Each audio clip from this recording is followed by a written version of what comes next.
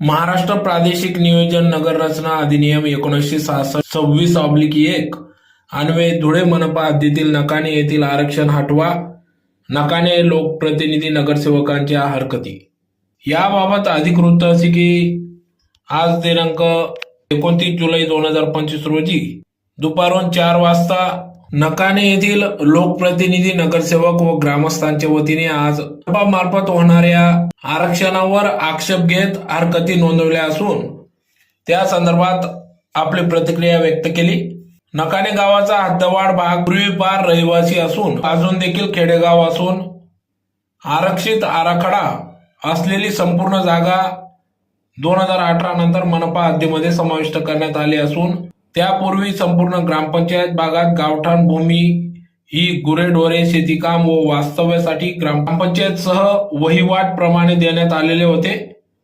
सोबत काही ठराव करण्यात आले होते. त्या भागात काही ठिकाणी संस्था, मंदिर, गोशाळा असून त्यांचे नुकसान झाल्यास सामाजिक धार्मिक भावना दुखावतील व गंभीर परिस्थिती निर्माण होणार असून त्यामुळे संबंधित आरक्षण हे उठवण्यात यावे, आरक्षण रद्द करण्यात यावे अशी मागणी या ठिकाणी येथील स्थानिक नागरिक, नगरसेवक, लोकप्रतिनिधींच्या वतीने निदर्शने करण्यात आली व विरोध दर्शवण्यात आला आहे.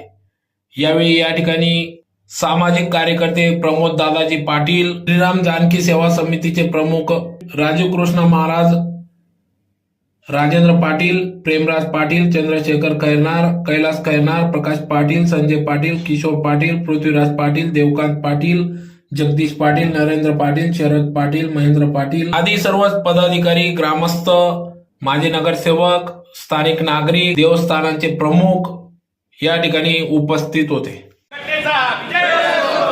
गावठाण संघटनेचा प्रारूप असलेला आताचं रिझर्वेशन हटवण्यात यावं.